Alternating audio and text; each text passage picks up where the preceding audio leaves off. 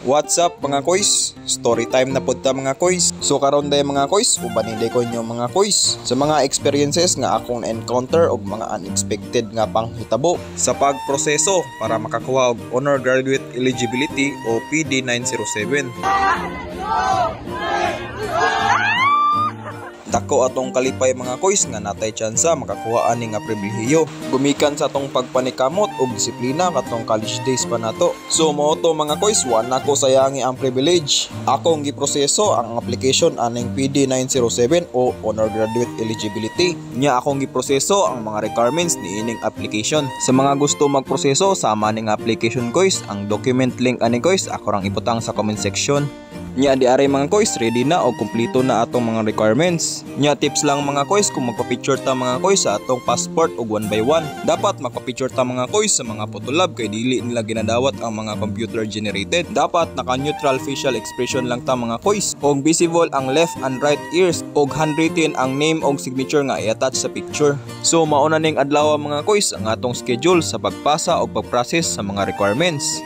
Kung naaday mo'y appointment mga koys diri sa CSC Region 10, mag-online appointment sa tadaan mga koys kay dili nila ginakater ang walay appointment.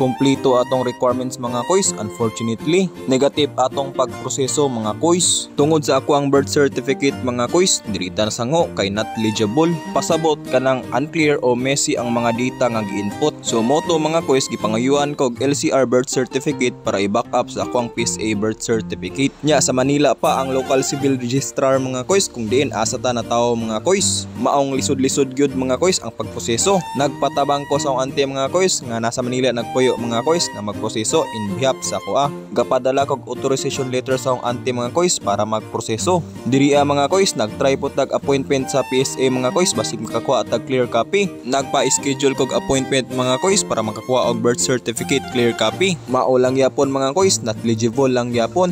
Ako na lang hulat-hulaton mga koys nga maproseso sa akong ante mga koys para kung goods na to mga koys mo balik lang dayon sa proseso sa application.